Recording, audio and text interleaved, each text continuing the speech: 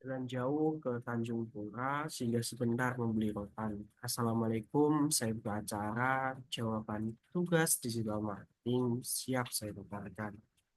Baik Bapak Ibu, salam sejahtera semuanya. Salam kenal, perkenalkan saya Vicky Fajar dari Universitas Super Asia, kelas MJ 304. Izin saya memaparkan tugas mata kuliah digital marketing dengan dosen pengampu Bapak Joko Suharyanto. Baik, teman-teman, pada kesempatan ini saya akan membawakan materi dengan judul Peran Data Science dalam Digital Marketing. Tema ini sangat menarik dan relevan karena menyentuh dua hal yang sangat booming saat ini. Bagaimana kita memanfaatkan data untuk membuat strategi pemasaran yang lebih efektif. Baiklah, mari kita mulai. Bapak Ibu, sebagai pendahuluan, sebelum bahas lebih jauh, mari kita pahami dulu dua konsep utama dalam pembahasan ini, yaitu apa itu data science. Ya, data science adalah ilmu yang mempelajari cara mengolah dan menganalisis data dalam jumlah besar atau big data. Tujuannya adalah menemukan pola, membuat prediksi, dan mendukung pengambilan keputusan. Contohnya, perusahaan e-commerce seperti Tokopedia dan Shopee menggunakan algoritma machine learning untuk merekomendasikan produk berdasarkan riwayat belanja pengguna. Jika Anda sering membeli produk elektronik, sistem akan merekomendasikan produk seperti kabel data atau pelindung layar. Baik, kemudian apa itu digital marketing? Digital marketing adalah pemasaran yang dilakukan melalui teknologi digital seperti media sosial, email, atau iklan di mesin pencari seperti Google. Misalnya, brand global seperti Nike menggunakan media sosial untuk kampanye You Can Stop Us yang memanfaatkan data perilaku konsumen untuk menyampaikan pesan motivasional kepada audiens. Keterkaitannya adalah data science membantu kita memahami apa yang diinginkan konsumen. Dengan data, kita bisa membuat strategi pemasaran yang lebih tepat dan efisien. Next slide. Bapak Ibu, dalam revolusi digital, kita mendapatkan banyak sekali dampak dan juga aspek yang berpengaruh. Salah satunya adalah pada aspek pemasaran, yang mana kita sedang berada di revolusi industri 4.0, yang mana teknologi seperti internet dan algoritma pintar telah mengubah cara perusahaan berkomunikasi dengan pelanggan. Contoh nyata adalah Starbucks, yang mana menerapkan strategi multi-channel marketing dengan aplikasi mobile yang memungkinkan pelanggan memesan kopi sebelum tiba di toko. Selain itu, mereka menggunakan email untuk promosi dan media sosial untuk meningkatkan keterlibatan pelanggan yang menarik. Algoritma seperti recommendation engine membantu perusahaan menentukan saluran pemasaran mana yang paling efektif, seperti apakah Google Ads atau mungkin Facebook Ads. Dari lingkungan pemasaran digital, kita mengenal dua lingkungan, Bapak Ibu, yaitu lingkungan makro dan juga lingkungan mikro. Lingkungan mikro sendiri mencakup konsumen, pemasok, dan pesaing. Misalnya, persaingan antara Grab dan Gojek dalam layanan transportasi online mendorong inovasi seperti pembayaran melalui dompet digital, yang mana masing-masing menerbitkan dompet digital masing-masing. Yang kedua, faktor eksternal seperti perkembangan teknologi juga berperan. Contohnya adalah adopsi AI di chatbot seperti yang dilakukan oleh Traveloka untuk menjawab pertanyaan pelanggan 24/7. Kemudian kita melihat ada teknologi pendukung ya Bapak Ibu, yang mana di dalam data science ini tidak berdiri sendiri, tapi ada big data, natural neural network, kemudian kecerdasan buatan dan analitik dan prediktif. Semuanya bergabung menjadi satu, menjadi algoritma yang baik dan juga menentukan digital marketing yang paling sempurna. Baik, penggunaan data science dalam strategi digital marketing ada beberapa langkah, yaitu pertama, perencanaan. Contohnya adalah IKEA menggunakan data pengunjung website untuk memahami tren furnitur yang dilihat oleh masyarakat, lalu menyesuaikan kampanye promosinya. Kedua, pengorganisasian. Lazada menggunakan tim data scientist untuk memonitor performa kampanye selama Harbolnas atau Hari Belanja Online Nasional. Yang ketiga adalah pengendalian. Google Analytics membantu memantau rasio klik iklan. Jika rasio rendah, perusahaan dapat memperbaiki kampanye dengan desain ulang iklan, yang mana tips praktisnya adalah menggunakan perangkat seperti HubSpot untuk mengelola kampanye secara terintegrasi. Baiklah, next slide. kita berbicara tentang konsep marketing mix yang mana ada 6P ya Bapak Ibu. Namun yang paling mengena dalam penggunaan data science ini adalah yang pertama yaitu produk.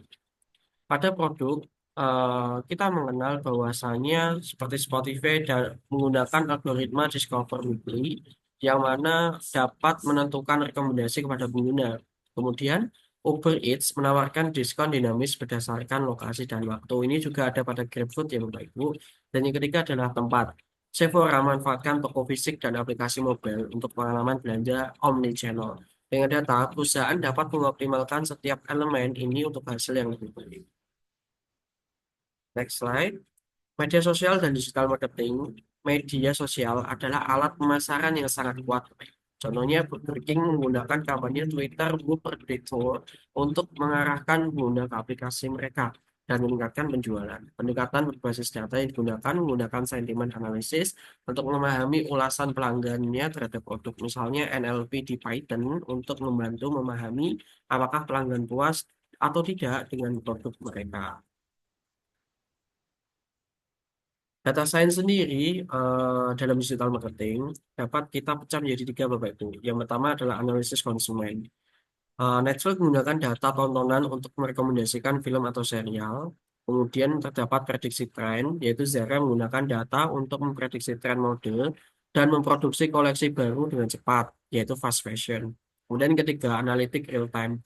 Amazon memantau konversi penjualan secara langsung selama Prime Day. Algoritma seperti K-means untuk segmentasi pelanggan atau Random Forest untuk memprediksi hasil kampanye adalah beberapa contoh penerapan teknologi ini.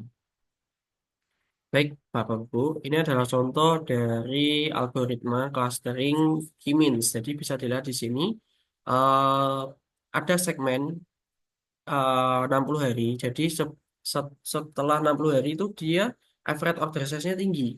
Tapi setelah itu dia menurun. Nah, ini menjadi suatu analisis dan dapat dikaji menjadi bisnis data analitik. Yang mana dikaji kenapa di 60 hari tersebut menjadi suatu faktor pembeda yang besar. Nah, ini bisa menentukan apakah shifting penggunaan ads atau mungkin ada kebijakan toko yang lain atau mungkin ada pergantian tahun seperti hari Natal dan juga tahun baru. Kemudian ini adalah algoritma random forest yang mana ini membantu memprediksi final prediction. Jadi mungkin apakah pembeli itu jadi membeli atau tidak, apakah orang yang melihat ads itu membeli atau tidak, dan bagaimana sentimennya terhadap produk kita dari digital marketing tersebut. Kemudian ini adalah algoritma a priori. Jadi ini membantu klasifikasi atau penentuan produk dari seseorang.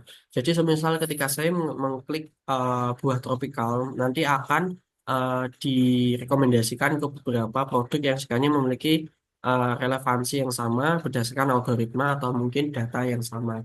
Jadi kalau kita mengklik sayuran akan diarahkan pada bawang-bawangan, sup, dan mungkin kalau kita mengetik yogurt nanti akan diarahkan pada daging atau mungkin soft cheese. Baik, Bapak Ibu, Customer Relationship Management. Jadi, data science dan dalam digital marketing itu mengarahkan kita pada Customer Relationship Management yang lebih baik. CRM sendiri adalah strategi membangun hubungan jangka panjang dengan pelanggan. Contohnya, RSM menggunakan CRM untuk memberikan produk personal seperti diskon tiket ulang tahun. Dan Tokopedia menyederhanakan proses checkout untuk meningkatkan konversi pembelian. Jadi, selain meningkatkan pengalaman pengguna, Bapak Ibu, data science sendiri terbukti mampu meningkatkan UX ya, user experience.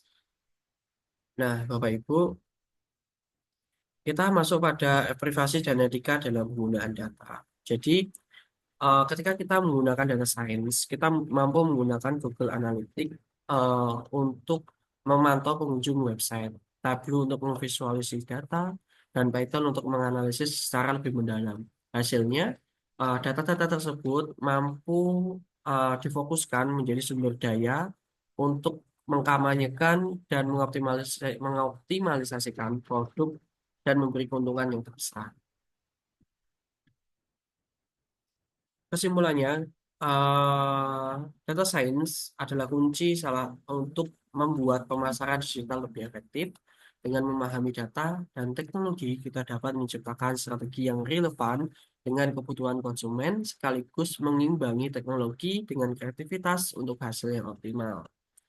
Dengan penggunaan algoritma dan teknik seperti machine learning, perusahaan dapat memprediksi tren pasar, melakukan segmentasi, serta mengoptimalkan kampanye pemasaran untuk mencapai audiens yang lebih tepat. Terima kasih Bapak Ibu atas perhatiannya. Bunga seroja di atas dahan jatuh ditimpa buah berangan. Andai tersilap tutur bicara, maaf jua saya mohonkan. Dari Kedah ke Pekansari, beli kacang di Bukit Tinggi. Setelah selesai sudah tugas diberi, di lain masa bersua lagi. Terima kasih Bapak Ibu. Assalamualaikum warahmatullahi wabarakatuh.